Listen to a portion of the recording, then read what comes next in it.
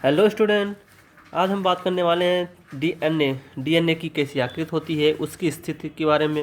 यानी वो जो उसमें न्यूक्लियोटाइड होते हैं, डिफरेंट डिफरेंट जीवों में कितने होते हैं, इन सारे के बातों पर हम चर्चा करेंगे, साथ में डीएनए के स्ट्रक्चर्स के बारे में। ठीक है, तो देखते हैं जो डीएनए होता है। ये तो आपको पता है, जो डीएनए होता है इसका जो नाम है उसे बोलते हैं डीऑक्सी राइबोन्यूक्लिक एसिड, क्योंकि आपने पिछले लेक्चर में इसके स्ट्रक्चर के बारे में देखा था किस किन चीज़ों से डीएनए बनता है, तो आपको इसमें तो दिक्कत होगी नहीं। ठीक, अब कहते हैं डीएनए की जो लंबाई होती है उसमें प्रेजेंट न्यूक्लियोटाइड पर निर्भर करती है। न्यूक्लियोटाइड क्या होता है ये भी आपने पिछले लेक्चर में देखा कि pentose sugar, phosphoric acid, nitrogenous base जब जुड़ते थे तो न्यूक्लियोटाइड्स बनता था। अब कहते हैं किसी भी डीएनए में जितना ज़्यादा न्यूक्लियोटाइड होगा उतनी ज़्यादा डीएनए की लंबाई ज़्यादा होगी। बात सही भी है, क्योंकि डीएनए बना है न्यूक्लियोटाइड की संख्या जैसे जैसे बढ़ती जाएगी डीएनए की लंबाई भी बढ़ती जाएगी। और डीएनए आपका डबल हेलिक्स स्ट्रक्चर होता है, यानी दो स्टैंड के स्ट्रक्चर्स होते हैं। अभी स्ट्रक्चर भी आपको दिखेगा।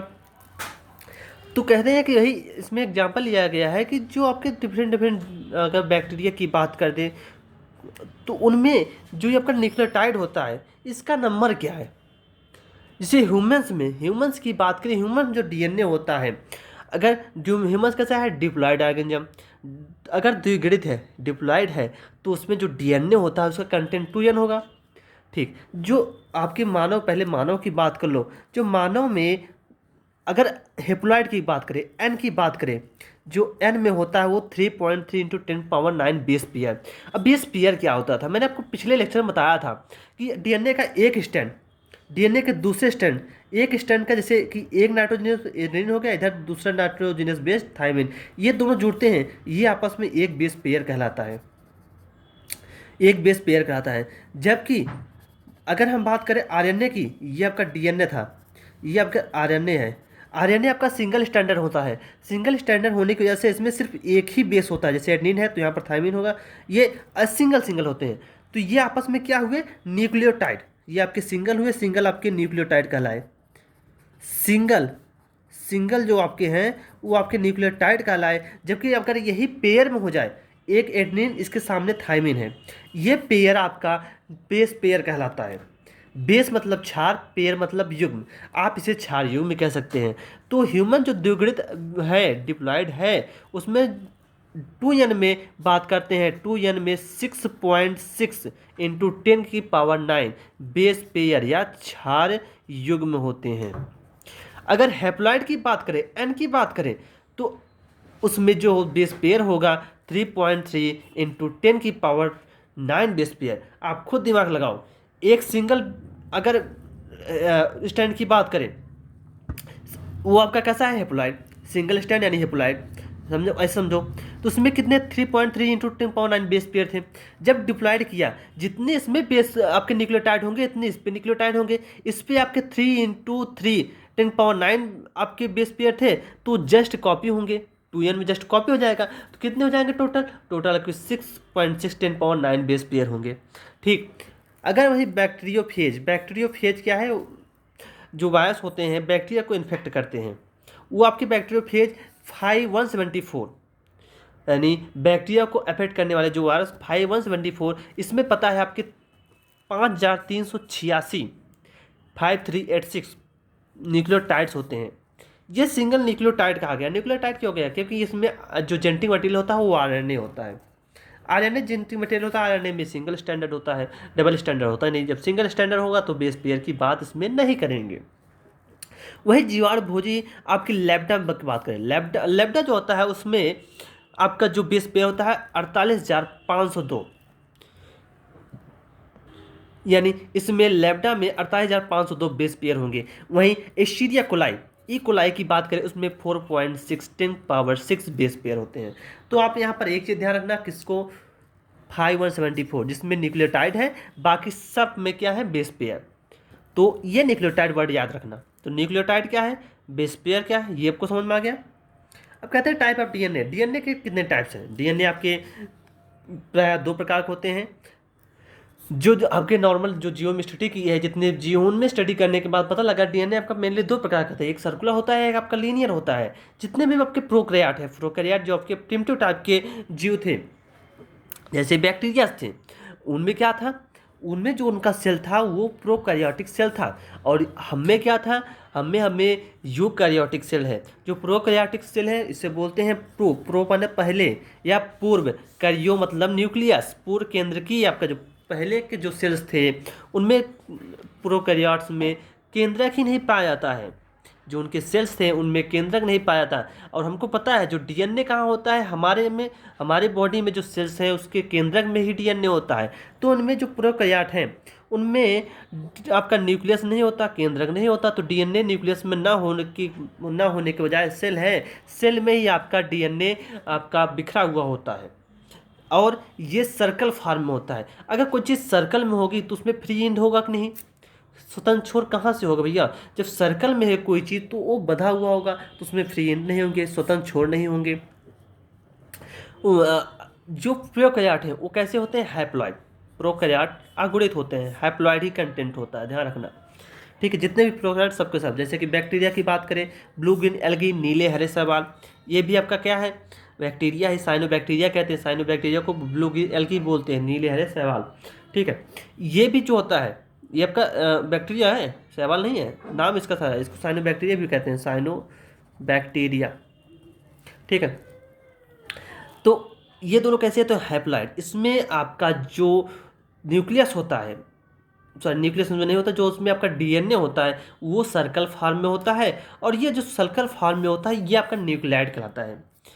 ठीक है, इनके सेल के मध्य भाग में, सेल के मध्य भाग में प्रायः जो आपका न्यूक्लियाइड होता है, सेल के मध्य भाग में वृत्ताकार डीएनए अत्यधिक वलित होगा, यानी ये आपका सर्कल फॉर्म में होगा, वलित होकर पड़े रहते हैं, जिसे न्यूक्लियाइड कहते हैं। ध्यान रखना, इसमें हम डीएनए वर्ड ना यूज करके न्यूक्लियाइड वर्ड यूज करते हैं प्रोकैरियोट्स में। प्रोकैरियोट सेल में केंद्रक नहीं होता है, जो केंद्रक नहीं होता है तो यानी उसके डीएनए क्या होते हैं, वैसे साइटोप्लाज्म या कोशिका द्रव्य में वैसे ही बिखरे पड़े होते हैं। वो सर्कल में होते हैं, हालांकि वलित फॉर्म में होते हैं, वलित मतलब सिकुड़े हुए होते हैं, लेकिन वो आपके केंद्रक में ही पड़े रहते हैं। अब जो आपका न्यूक्लियाइड होता है, न्यूक्लियाइड के जस्ट बगल यानी बाहर कोशिका द्रव्य में ही एक छोटा वृत्ताकार डीएनए अणु होता है, डीएनए का छोटा टुकड़ा होता है अणु, वो भी आपका सर्कल फॉर्म में होता है, छोटा टुकड़ा होता है डीएनए का, जिसे प्लाज्मिड कहते हैं। प्लाज्मिड हमारे लिए बेहद इंपॉर्टेंट है। प्लाज्मिड का डिटेल स्टडी आप बायोटेक्नोलॉजी में पढ़ोगे। यहाँ पर आप जान लीजिए बस, जो के प्रोकैरियोट्स हैं, ध्यान रखना प्लाज्मिड आपके प्रोकैरियोट में ही पाए जाते हैं, जैसे आपकी बैक्टीरियाज हो गए उसमें पाए जाते हैं। जब का प्लाज्मिड होता है, ये जीन के खंडों को एक बैक्टीरिया से दूसरे बैक्टीरिया में ट्रांसफ़र करते हैं। यानी आपको कोई जीन हो, आपके जैसे आप में ही आपकी बॉडी से कोई जीन निकाला गया, उसको आप चाहते हैं, जैसे कि इंसुलिन बनाने वाला जीन है हमारे में, हम चाहते हैं कि ये जीन हम बैक्टीरिया में डाल दें ताकि वो भी इंसुलिन बनाए। क्योंकि आपको पता है जो जीन होते हैं वो हमारे बॉडी में या किसी और की बॉडी में प्रोडक्ट वही बनाएगा। ठीक है, तो हम चाहते हैं बैक्टीरिया की बॉडी में डालें। बैक्टीरिया की बॉडी में डालने के लिए हम यूज करते हैं प्लाज्मिड का। प्लाज्मिड अगर हम एक बार आपका जीन जोड़ दिए तो जाके बैक्टीरिया के अंदर एंट्री करेगा, वहाँ पर वो जीन आपका सेम कॉपी मतलब सेम प्रोडक्ट बनाएगा। सेम जीन होगा तो सेम प्रोडक्ट बनाएगा। तो प्लाज्मिड का यूज हमें क्या कहते हैं, एज ए जीन कैरियर की तरह, ठीक, ट्रांसफॉर्मेशन में, जीन क्लोनिंग में यूज करते हैं। आप बायोटेक्नोलॉजी में जीन क्लोनिंग वर्ड सब सारी चीज़ें पढ़ोगे। देखो ये बैक्टीरिया का स्ट्रक्चर है। बैक्टीरिया पे क्या है, प्रोकैरियोट, मैंने उसका स्ट्रक्चर दिखाना चाहा। इसमें बस आपकी एक ही मतलब ध्यान देना एक चीज़, ये आपका क्या है, वलित फॉर्म में न्यूक्लियाइड, ये आपका क्या है, प्लाज्मिड सर्कुलर फॉर्म में। ये दो ही स्ट्रक्चर ध्यान रखना, बाकी इस पर आपको फोकस नहीं करना, आपने 11th एनसीईआरटी में इसको पढ़ रखा है। वहीं सेकंड आपका क्या है, लीनियर डीएनए या रेखाकार डीएनए। जो लीनियर डीएनए होता है वो नॉर्मली सभी में पाया जाता है, जैसे कि ह्यूमंस की बात करें और नॉर्मल जो डेवलप्ड हैं यूकैरियोट्स हैं, जितने भी यूकैरियोट्स हैं सब में आपका लीनियर डीएनए पाया जाएगा। अगर लीनियर डीएनए होगा तो उसमें फ्री एंड होंगे। देखो ये फ्री एंड है नहीं, दो टाइप फ्री एंड है। तो लीनियर डीएनए है तो स्वतंत्र छोर होंगे इसमें। ये आपके यूकैरियोट्स पाए जाते हैं सुकेंद्रकीय कोशिकाओं में। जितने भी यूकैरियोट्स हैं उसके अंदर केंद्रक होगा, केंद्रक के अंदर ही डीएनए प्रेजेंट होता है। ठीक है, यूकैरियोट में कोशिकाओं में पाए जाते हैं। यूकैरियोट में न्यूक्लियस होता है, प्रेजेंट होता है, जिसके अंदर आपका डीएनए होगा। ध्यान रखना आपका ये आपका यूकैरियोट में। और प्लास्टिड, प्लास्टिड क्या, हरित लवक, ये प्लांट्स में केवल पाए जाते हैं, एनिमल्स पाए जाते हैं, ये केवल प्लांट्स में होते हैं। ठीक, तो माइटोकॉन्ड्रिया प्लास्टिड के अंदर भी खुद का डीएनए पाया जाता है। अगर खुद का डीएनए पाया जाता है तो खुद ही प्रोटीन बनाने में सक्षम होती हैं। ध्यान रखना, आप पॉइंट लिख लेना कि माइटोकॉन्ड्रिया प्लास्टिड दोनों में आपका डीएनए की प्रेजेंसी में, डीएनए की प्रेजेंट होने पर इसमें खुद ही प्रोटीन, जरूरत पड़ने पर खुद प्रोटीन बना सकती हैं। तो लीनियर डीएनए आपका कहाँ पाया जाता है, यूकैरियोट सेल में, साथ में माइटोकॉन्ड्रिया में, साथ में प्लास्टिड में। अब हम डिस्कस करते हैं चारगाफ रूल। चारगाफ रूल क्या है, ये समझने की कोशिश करते हैं। नाम ये इसका है चारगाफ, तो किसने दिया था, एरविन चारगाफ। एरविन चारगाफ ने ही इसको दिया था 1950 में। ढेर सारे जीवों पर स्टडी करने के बाद उन्होंने देखा कि जो बेस पेयर्स होते हैं उनका एक रेशियो पाया जाता है। जितने भी आपके बेस पेयर हैं, बेस पेयर आपने पढ़ा था, प्यूरिन पिरिमिडिन, 2 प्रकार के होते हैं। टोटल आपके बेस जो नाइट्रोजनस बेस होते हैं 5 होते हैं, 2 टाइप के होते हैं। देखो प्यूरिन है, तो उन्होंने बताया कि इनका पहला रूल यही था, जो प्यूरिन्स होते हैं वो उनका नंबर पैरिमिडिन के जस्ट इक्वल होता है। यानी जितने प्यूरिन्स होंगे किसी भी डीएनए में, जितने प्यूरिन होंगे उतने पैरिमिडिन होंगे। तो लिखना, आप इसको लिख लेना, किसी भी डीएनए में जितने नंबर ऑफ प्यूरिन होंगे उतने ही पैरिमिडिन होंगे। यानी प्यूरिन क्या है, प्यूरिन मैंने आपको कल के लेक्चर में बताया था, पिछले लेक्चर में बताया था और आज भी बता दे रहा हूँ। जो प्यूरिन्स होते हैं ये 2 तरीके के हैं, एक एडेनिन, इस दर्शाते हैं, इसका पहला वर्ड यूज किया गया, ग्वानिन, इसका भी पहला वर्ड यूज किया गया जी। पायरिमिडिन में आपके 3 आते हैं, cytosine, thymine, यूरेसिन, CTU, cytosine, thymine, uracil. Uracil सिर्फ आपका आरएनए में पाया जाता है, इसलिए क्या ये आपका डीएनए में नहीं पाया जाता, यूरेसिल सिर्फ आरएनए में। यूरेसिल में थाइमिन नहीं होता, दरअसल डीएनए में आरएनए में क्या होता है, थाइमिन नहीं होता, थाइमिन के स्थान पर यूरेसिल होता है। तो हम बात कर रहे हैं डीएनए की, इन्होंने जो चारगाफ रूल दिया था वो डीएनए पर बेस्ड है, तो थाइमिन की हम बात करेंगे, यूरेसिल का कोई मतलब नहीं होगा। तो ध्यान रखना, जो प्यूरिन है, कितने प्यूरिन आपके कौन से, एडेनिन प्लस ग्वानिन। तो प्यूरिन क्या होगा, adenine plus guanine it's equal to pyrimidine. Pyrimidine क्या है, साइटोसिन थाइमिन, तो साइटोसिन प्लस थाइमिन, ये आपको याद रखना होगा। प्यूरिन आपको बस याद रखना, प्यूरिन बराबर पायरिमिडिन। प्यूरिन आपको याद होगा, प्यूरिन कौन कौन से है, तो एडेनिन प्लस ग्वानिन बराबर साइटोसिन प्लस थाइमिन। तो आगे अभी क्लियर हो जाएगा। तो उन्होंने ऐसा क्यों कहा, दरअसल क्या होता है, जब डीएनए के डबल स्टैंड होते हैं, जैसे डीएनए डबल स्टैंडर्ड है, एक स्टैंड एक स्टैंड है, तो यहाँ पर अगर एडेनिन प्रेजेंट है, इसके जस्ट अपोजिट थाइमिन प्रेजेंट होगा। अगर यहाँ साइटोसिन है तो जस्ट अपोजिट ग्वानिन, यानी साइटोसिन ग्वानिन हमेशा अपोजिट में होंगे, एडेनिन थाइमिन हमेशा अपोजिट में होंगे। ध्यान रखना, एडेनिन और थाइमिन हमेशा अपोजिट में होंगे, साइटोसिन और ग्वानिन भी हमेशा अपोजिट में होंगे। जितना एडेनिन का नंबर होगा उतना ही थाइमिन का होगा, जितना साइटोसिन का नंबर होगा उतना ही ग्वानिन का होगा। अगर साइटोसिन के 60 न्यूक्लियोटाइड हैं तो ग्वानिन के भी 60 ही न्यूक्लियोटाइड होंगे। अगर एडेनिन के 30 न्यूक्लियोटाइड हैं तो थाइमिन के भी 30 ही न्यूक्लियोटाइड होंगे। तो अगर आप यहाँ पर जैसे कि माना मैंने यहाँ पर कितने 60 हैं, तो यहाँ भी कितना होगा 60, यहाँ अगर 30 माना तो यहाँ भी कितने होंगे 30 न्यूक्लियोटाइड। ये क्या है, आपके न्यूक्लियोटाइड, ठीक है, न्यूक्लियोटाइड है। तो अगर आप जोड़ोगे एडेनिन प्लस ग्वानिन, एडेनिन जोड़िए कितना है 30 60 कितने हुए 90। तो यहाँ भी अगर साइटोसिन थाइमिन जोड़ोगे 60 इसके हुए, 30 इसके 90 हुए, दोनों की संख्या बराबर नहीं, ये हमेशा होंगे। क्यों, क्योंकि अपोजिट में होते हैं, और जितना नंबर एडेनिन का होगा उतना थाइमिन का होगा, जितना साइटोसिन का उतना ग्वानिन, और ये अपोजिट में जुड़ रहे हैं तो इनका नंबर हमेशा बराबर होगा। ये इनका पहला रूल था। दूसरा रूल क्या था इनका, जो आपके डिफरेंट डिफरेंट स्पीसीज हैं, अगर हम डिफरेंट डिफरेंट जात की बात करें, ठीक है, जैसे कि अपना ह्यूमन ले लीजिए, एक डॉग की स्पीसीज ले लीजिए, ये आपस में अलग अलग स्पीसीज हैं। तो इनमें जो एडेनिन प्लस थाइमिन, अब देखो प्यूरिन की बात नहीं, एक प्यूरिन है दूसरा पायरिमिडिन है, एडेनिन प्लस थाइमिन, यानी जो आपस में दोनों बॉन्ड बना रहे हैं तो उन्हीं का सम है। जो बॉन्ड एडेनिन थाइमिन बॉन्ड बनाते थे तो उन्हीं दोनों को जोड़ लो, और इधर ग्वानिन साइटोसिन बना रहे थे उनका जोड़, यानी एडेनिन प्लस थाइमिन का रेशियो और साइटोसिन प्लस ग्वानिन, यानी इनका जो परसेंटेज होता है ये अलग अलग होगा। यानी ह्यूमन जो होगा वो डॉग में नहीं होगा, वो बफेलो में नहीं होगा, वो हॉर्स में नहीं होगा। यानी एक स्पीसीज में जो एडेनिन प्लस थाइमिन अपॉन गोनोस, यानी अगर बात करें adenine plus thymine upon गोनोसिन plus cytosine, ये वेरी करेगा, वेरिएबल होगा। डिफरेंट डिफरेंट स्पीसीज के लिए, अलग अलग जीवों के लिए। डॉग में कुछ अलग होगा, कैट में कुछ अलग होगा, ठीक है, ह्यूमंस कुछ अलग होगा इनका रेशियो। ध्यान रखना, ये इनका सेकंड जो रूल था, इसको आपको ध्यान रखना। लेकिन अगर वही एक ही जात की बात करें, सिंगल स्पीसीज की, केवल अगर ह्यूमंस बात करें, ह्यूमन में जितने भी जीव होंगे, एक ही जात के जीवों की बात करें, इसमें जितने भी सदस्य होंगे, जितने भी सदस्य होंगे उनकी बात करें, उनमें इनका अनुपात कांस्टेंट होगा, यानी adenine thymine upon cytosine guanine equal to constant, इनका रेशियो हमेशा कांस्टेंट होगा। अगर कैट की बात करें तो जितने भी कैट के इंडिविजुअल होंगे उनमें adenine plus thymine upon cytosine plus guanine का रेशियो क्या होता है, डिवाइड होता है। आप परसेंटेज यानी इसका रेशियो बोलो या डिवाइड कर दो, ये दोनों आपस में क्या होंगे, कांस्टेंट होंगे। अगर अलग अलग स्पीसीज होंगे तो उनका अनुपात अलग अलग होगा, अगर सेम स्पीसीज होंगे तो अनुपात भी क्या होगा, सेम होगा। ठीक, ये इनका सेकेंड रूल था। तीसरे में उन्होंने कहा कि एक ही जात के जो सदस्य होंगे, यानी एक ही जात के सदस्य में उपस्थित डीएनए के समच्छा यानी जो नाइट्रोजन बेस होंगे उसकी संख्या बराबर होगी। भैया जो ह्यूमंस हैं, ह्यूमंस के डीएनए में आपने देखा कि कितने 6.6 इंटू 10⁻9 बेस पेयर थे। तो भैया बेस पेयर तो सेम रहेंगे। बेस पेयर कहाँ से आते थे, आपके जो नाइट्रोजन बेस जुड़ते थे।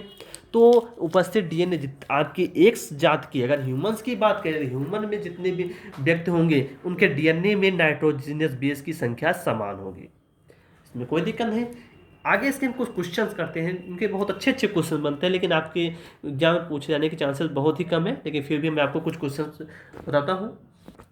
तो आपका पहला क्वेश्चन ये है, डीएनए के डबल स्टैंड, डीएनए आपका डबल स्टैंडर्ड होता है, इसमें कोई दिक्कत नहीं। 20% आपके साइटोसिन है, तो एडेनिन तथा बाकी समच्छार की परसेंटेज क्या होगा, पूछ रहा है क्वेश्चन में।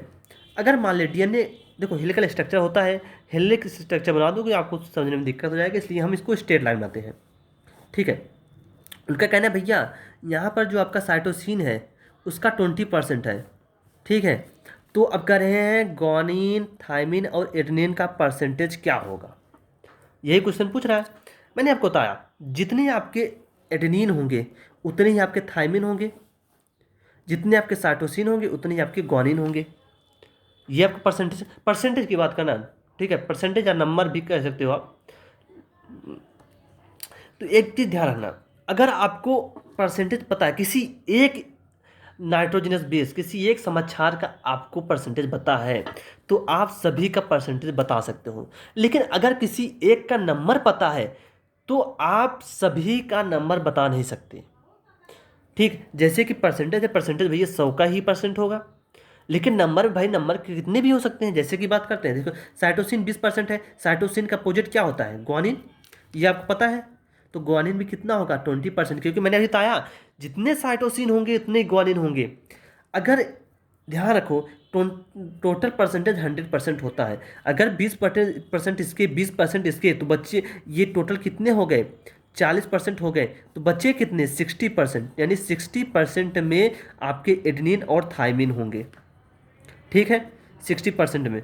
तो अब एडेनिन और थाइमिन का नंबर बराबर होगा, तो अब 60 को दो जस्ट इक्वल भाग बांटो, डिवाइड बाई 2 कर दो, कितना 30% ये भी होगा, तो 30% होंगे, यानी जो आपका एडेनिन होगा वो 30% यहाँ होगा, थाइमिन जो होगा वो भी कितना होगा, 30% ही होगा। तो इसमें 20% आपका साइटोसिन दिया गया है, तो एडेनिन आपका 30%, थाइमिन आपका 30%, लेकिन यहाँ अगर ग्वानिन की बात करें वो आपका 20% होगा। क्वेश्चन फिर समझिए, अगर साइटोसिन का नंबर परसेंटेज दिया है तो साइटोसिन जितने नंबर होंगे या जितने परसेंट होंगे वो ग्वानिन उतने ही ग्वानिन को होंगे, क्योंकि साइटोसिन हमेशा ग्वानिन से बाइंड करता है। और एडेनिन का जो नंबर होगा वो थाइमिन के बराबर होगा। परसेंटेज दिया है, तुमको सॉल्व करने में कोई दिक्कत नहीं। हाँ भैया जितने 20% आपके साइटोसिन थे तो 20% आपके ग्वानिन होंगे, तो टोटल 40% हो गए, बचे कितने, 60% बचे हैं। 60% में जितने एडेनिन होंगे उतने थाइमिन होंगे, डिवाइड कर दो, तो 30% एडेनिन होंगे, 30% थाइमिन होंगे। अगर ये नंबर की बात करता, आप इसे बोल देता कि साइटोसिन आपके 30 न्यूक्लियोटाइड है, तो अब कह दे एडेनिन ग्वानिन थाइमिन की संख्या था, तो भैया साइटोसिन हमेशा ग्वानिन के साथ बॉन्ड बनाता है, तो ग्वानिन आपके 30 न्यूक्लियोटाइड होंगे, ग्वानिन के 30 न्यूक्लियोटाइड होंगे। लेकिन आप अब एडेनिन एंड थायमिन के नंबर नहीं बता सकते। अब हमको क्या होता है भैया, डीएनए में कितने एडेनिन के अंदर थायमिन है। हाँ, अगर परसेंटेज दिया तो बता देते, क्योंकि परसेंट 100% से ज़्यादा नहीं होगा, परसेंटेज में हर एक चीज़ 100% होगी। तो अगर नंबर दिया है जैसे 30 न्यूक्लियोटाइड है साइटोसिन, तो साइटोसिन जितने होंगे उतने ग्वानिन होंगे, ये तो पता है, यानी ग्वानिन का नंबर आप बता सकते हो। अगर यहाँ पर एडेनिन का नंबर दिया गया तो थायमिन का नंबर बता सकते हो, लेकिन आप एडेनिन से साइटोसिन और ग्वानिन का नंबर नहीं बता सकते। परसेंटेज में दिया होगा तो बता दोगे, ठीक, इसको ध्यान रखना। दूसरा क्वेश्चन कहता है डीएनए के एक श्रृंखला का क्रम इतना है तो दूसरे श्रृंखला का क्रम क्या होगा। ये क्या है, आपके नाइट्रोजन बेस। आपको पता है अगर डीएनए के एक स्टैंड बेस, जो डीएनए के एक स्टैंड है, यहाँ पर एडेनिन है तो यहाँ पर थायमिन होगा, अगर यहाँ पर साइटोसिन है तो यहाँ पर ग्वानिन होगा, जस्ट अपोजिट में लगते हैं। अगर इनका ये है नाइट्रोजन बेस का सीक्वेंस, तो इसके अपोजिट क्या होगा, एडेनिन का अपोजिट क्या होता है, थायमिन। ग्वानिन का अपोजिट क्या होता है, साइटोसिन। साइटोसिन का अपोजिट ग्वानिन। थायमिन का अपोजिट एडेनिन। थायमिन का अपोजिट एडेनिन। एडेनिन का अपोजिट थायमिन। थायमिन का एडेनिन का अपोजिट फिर से थायमिन। ग्वानिन का अपोजिट साइटोसिन। थायमिन का अपोजिट एडेनिन। तो ये आपका सीक्वेंस होगा। आपको पता है एडेनिन थायमिन अपोजिट में होते हैं। अगर एडेनिन है थायमिन होगा, थायमिन होगा तो एडेनिन होगा। साइटोसिन है तो ग्वानिन होगा, ग्वानिन होगा साइटोसिन होगा। तो आप सीक्वेंस लिख सकते हो। लेकिन ये आपका डीएनए का ही सीक्वेंस है। ये भी कैसे है, डीएनए का सीक्वेंस है। डीएनए के एक स्टैंड का सीक्वेंस ये था, ये दूसरे स्टैंड का सीक्वेंस है। दूसरे स्टैंड का क्रम है ये। आरएनए का क्रम यही नहीं, आरएनए क्रम चेंज होता है थोड़ा। जहाँ थायमिन आपका थायमिन होता है वहाँ थायमिन ना होकर यूरेसिल हो जाता है। तो अब बात करोगे बाद में जब आरएनए पढ़ोगे, ठीक है। तीसरे क्वेश्चन की बात करते हैं। छोटे से डीएनए सेगमेंट में 80 थायमिन और 90 ग्वानिन है, टोटल कितने न्यूक्लियोटाइड है, ये आप बता सकते हो। अगर एक डीएनए में भैया थायमिन हमको 80 दिया है, वहीं ग्वानिन हमको दिया है 90, तो थायमिन जहाँ बनता है उसके अपोजिट एडेनिन होता है, ये हमको पता है। और साइटोसिन जहाँ होता है उसके अपोजिट ग्वानिन का अपोजिट साइटोसिन होता है। थायमिन अगर 80 है तो एडेनिन भी 80 होगा। अगर ग्वानिन 90 है तो साइटोसिन आपका 90 होगा। अब टोटल ये आपके क्या है, न्यूक्लियोटाइड है। अब काउंट कर लो टोटल कितने। टोटल न्यूक्लियोटाइड की बात करें, एक स्टैंड में आपके 170 है, दूसरे स्टैंड में 170 है, तो 170 प्लस 170 कितने हुए, 340, ठीक। तो 340 टोटल आपके न्यूक्लियोटाइड है। इसमें हमको एक दोनों देखो, थायमिन का भी बताया था, ग्वानिन, तभी हमने सब काउंट कर लिया। अगर केवल थायमिन को बताता तो हम सिर्फ एडेनिन का ही बता पाते, आप ग्वानिन का बता नहीं सकते थे। तो ये आपके क्वेश्चन थे। आगे हम बात करते हैं। अब नेक्स्ट लेक्चर हम बात करेंगे डीएनए का डबल हेलिक्स के स्ट्रक्चर में, कैसे डीएनए का डबल हेलिक्स स्ट्रक्चर दिया गया, उन सब चीज़ों के बारे में डिस्कस करेंगे, ठीक। यहाँ हमने जो चीज़ सीखा ये आप ध्यान से रखना, और इसके नोट्स आपको मेरे डिस्क्रिप्शन बॉक्स में मिल जाएंगे, ठीक। थैंक यू, धन्यवाद।